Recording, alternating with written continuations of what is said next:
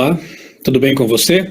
Chegamos ao capítulo 24 deste livro maravilhoso, o livro Grande Conflito, capítulo que tem como título O Sacerdote. Estamos aqui analisando uma série de capítulos que tratam do desapontamento de 1844, da verdade sobre o santuário terrestre e celestial, e hoje o foco do capítulo aqui é justamente o nosso sacerdote celestial, Jesus Cristo, e sua missão também pela humanidade. Se você ainda não começou a leitura do livro, O Grande Conflito, se você ganhou de presente, ou se está distribuindo esse livro para amigos, para colegas de trabalho, para familiares, por que não começar a leitura?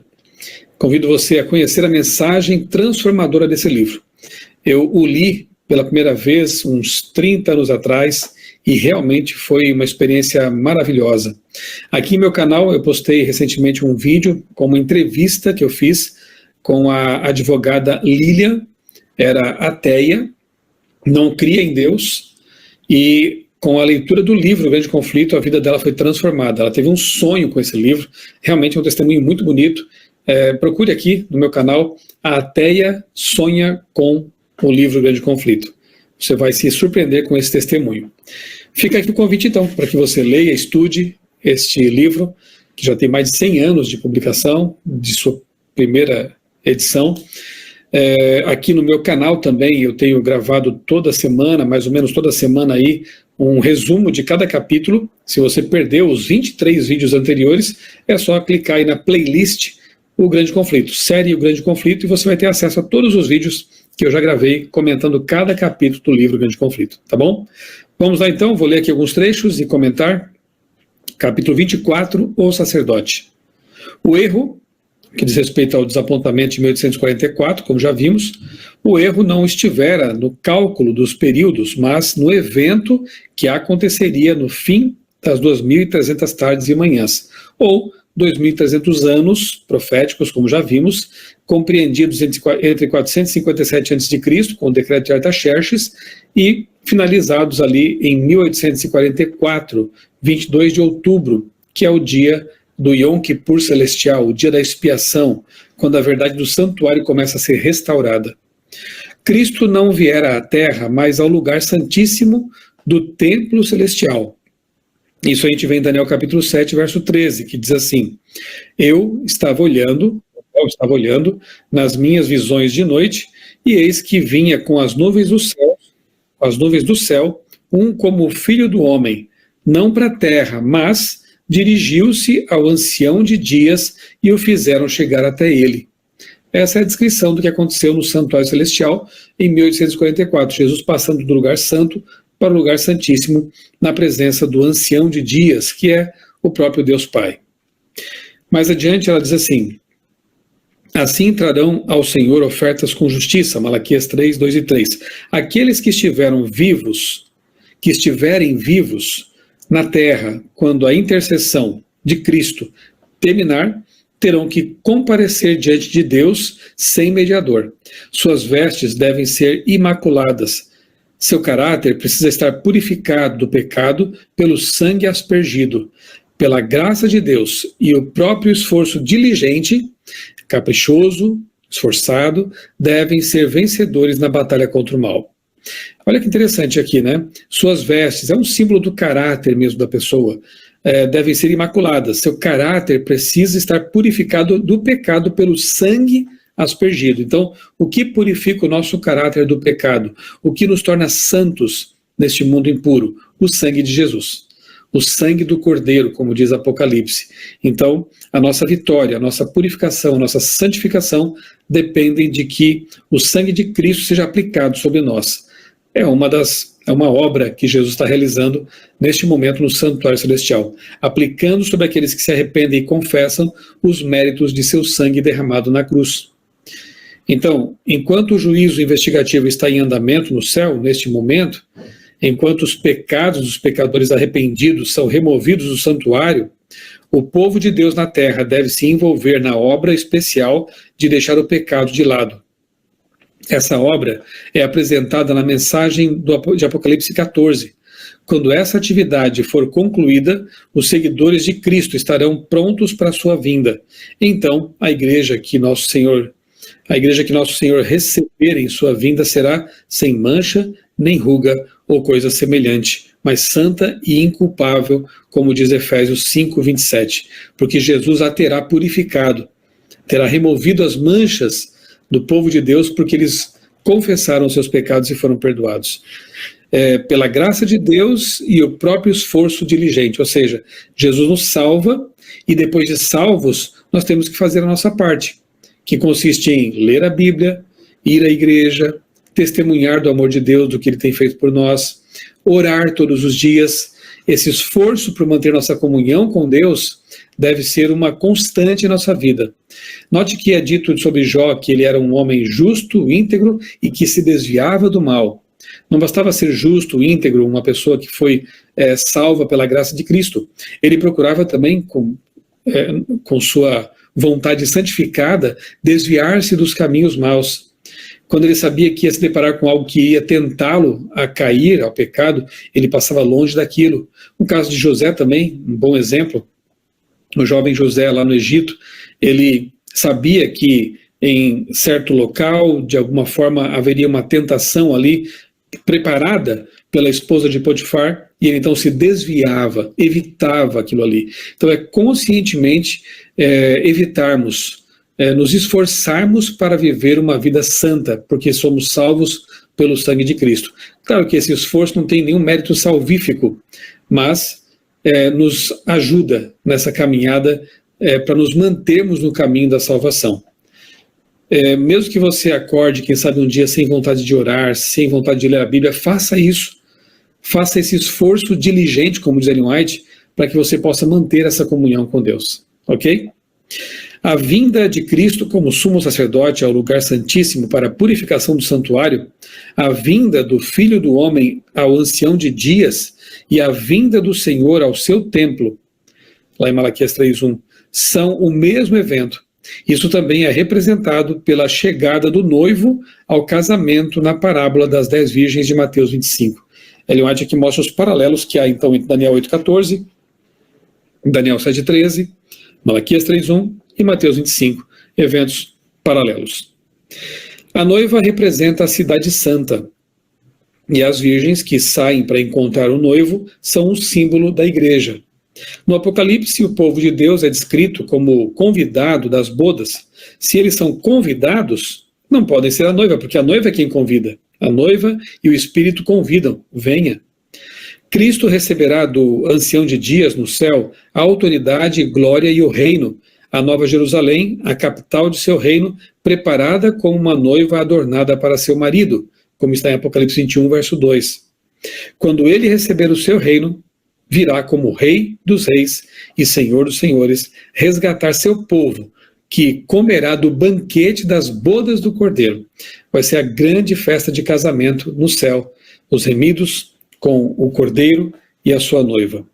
Nessa parábola, aquelas que tinham óleo na lâmpada compareceram às bodas, aqueles que na noite de sua amarga prova aguardaram com paciência, examinando as escrituras em busca de luz mais clara, viram a verdade acerca do santuário celestial e da mudança no serviço sacerdotal do Salvador. Pela fé, seguiram-no em sua obra no santuário celestial. E todos aqueles que aceitarem as mesmas verdades, seguindo a Cristo pela fé, à medida que ele desempenha uma última obra de mediação, entrarão nas bodas. Essa é a nossa grande esperança, de um dia participar dessa festa das bodas, do casamento do Cordeiro com a sua noiva. De maneira semelhante, na parábola de Mateus 22, agora ela cita uma outra parábola, o julgamento acontece antes das bodas. Antes do casamento, o rei entra para ver se todos os convidados estão usando as vestes nupciais, o manto imaculado do caráter lavado no sangue do Cordeiro. Lembra da parábola? Ele convida as pessoas para o casamento, para a festa do casamento, e fornece as roupas. Isso, mais uma vez, nos mostra que ter um caráter puro, purificado pelo sangue de Cristo, não tem nada a ver com nossos eventuais méritos. Ser salvos e poder um dia participar das bodas do Cordeiro não tem nada a ver com mérito próprio. As vestes puras e imaculadas serão fornecidas pelo Senhor da festa, por Deus. Então, ele vai verificar se as pessoas aceitaram suas vestes. De acordo com o exame de Deus, todos aqueles que estão trajando as vestes nupciais são aceitos e julgados dignos de sua parte no reino de Deus e de um lugar em seu trono. São julgados como dignos, são tidos como dignos, porque aceitaram as vestes puras e as vestiram. E essas vestes, então, são aquelas, são os méritos de Cristo, que substituem a nossa indignidade.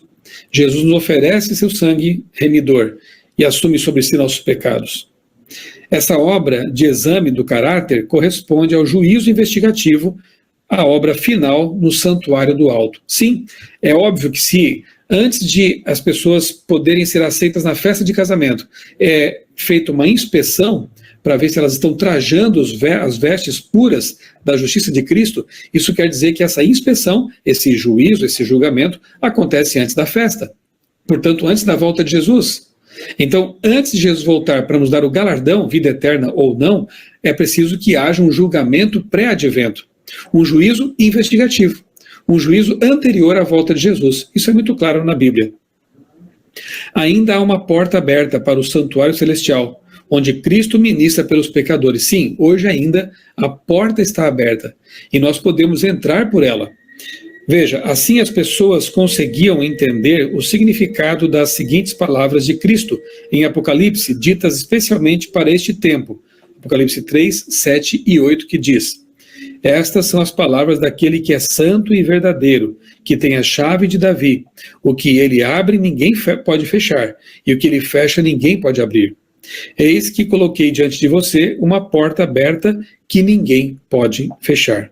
Ele é a porta, ele abre a porta, e ninguém pode fechar quando ele faz isso. Então aproveite esse momento em que a porta está aberta, em que a oportunidade de salvação ainda existe. Mas aqui na última página desse capítulo, na página 183, da edição missionária, é dito assim: no cerimonial simbólico, quando o sumo sacerdote entrava no lugar santíssimo, todos os israelitas precisavam se reunir em torno do santuário e humilhar o coração perante Deus, a fim de receber perdão dos pecados e não ser eliminado da congregação. Muito mais essencial em relação ao dia final da expiação é compreender a obra do nosso sumo sacerdote e saber quais deveres são exigidos de nós. Sim, porque antes de haver o dia da expiação, o Yom Kippur, no santuário terrestre, é dito na Bíblia que os israelitas precisavam afligir a alma, estar num estado de humilhação, de contrição do coração. E se estamos vivendo agora o dia do Yom Kippur, no santuário celestial, o verdadeiro dia do Yom Kippur, como temos que viver? De modo irreverente, descuidado, despreocupados em relação à nossa vida, ao nosso preparo. Pelo contrário, é hora de vivermos em aflição de alma, em contrição, pedindo a Deus perdão de nossos pecados, buscando ter uma vida pura, santa, perdoados os pecados. Esse é o sentimento que temos que ter enquanto aguardamos a volta de Jesus. É o temor de Deus em nosso coração. O céu enviou uma mensagem ao mundo por meio de Noé, não foi verdade? E a salvação das pessoas dependia de como reagiriam à mensagem, se iriam entrar na arca ou não. Depois ela também lembra aqui nos tempos de Sodoma, todos, com exceção de Ló, sua esposa e suas filhas, foram consumidos pelo fogo mandado pelo céu. Então, dependia também da aceitação daquilo que Deus oferecia, a salvação, sair da cidade, a salvação dessas pessoas. E, infelizmente, a imensa maioria se perdeu, assim como aconteceu no dilúvio também. E nos dias de Cristo, ele diz que eis que a casa de vocês ficará deserta. Mateus 23, 38. De fato, dali poucos anos, o Império Romano devastou Jerusalém, destruiu Jerusalém, e para aqueles que viviam lá, é como se um juízo tivesse realmente acontecido, e a oportunidade foi perdida ou não, para aqueles que estiveram atentos às profecias e às palavras de Jesus. O que nós faremos em nosso tempo? Será que, como os antediluvianos que desprezaram a pregação de Noé, nós também pereceremos? Deixaremos de entrar pela porta da graça? Será que, como os que moravam em Sodoma e Gomorra, também desconsideraremos as advertências de Deus? Continuaremos em nossos pecados e assim também sofreremos as consequências de estar apegados ao pecado, porque o pecado será destruído? Será que, como aqueles que moravam em Jerusalém, desconsideraremos as palavras de advertência, como Jesus fez, os advertiu para que eles fossem salvos, e infelizmente incorreremos no mesmo destino, destruição final? Note que a mesma Bíblia que fala de graça e salvação também fala daquilo que vai acontecer com os que desprezarem a graça e a salvação. E nós precisamos tomar uma decisão séria nesse sentido. Precisamos aceitar o sacerdote celestial. Precisamos aceitar Jesus como nosso Salvador, nosso intercessor, nosso Senhor, e permitir que Ele faça a devida purificação da nossa vida, do nosso caráter, a fim de que possamos um dia, muito em breve, estar na festa das bodas do Cordeiro, trajando as vestes do caráter puro fornecido por Jesus. Deus nos ajude nessa caminhada, e que possamos confiar em nosso sacerdote celestial e aproveitar que ele ainda está intercedendo por nós no santuário celestial. A porta ainda está aberta. Entremos por ela pela fé. Um grande abraço para você. Deus abençoe grandemente a sua vida e também a sua família. Vamos fazer uma oração para a gente encerrar. Tudo bem? Palavra forte, né? Essa palavra maravilhosa, incrível. Isso vai dando-nos consagração, sabedoria, consciência, todas as noites aqui. Vamos orar, meus irmãos. Senhor Deus, muito obrigado, Senhor, porque estamos aqui, juntos, buscando força do céu. E essas palavras que vêm para conosco nos ajudam a compreender, a entender e também nos melhorar, Senhor, a cada madrugada, Senhor, a cada dia que o Senhor nos concede. Obrigado. Seja com cada família, Senhor.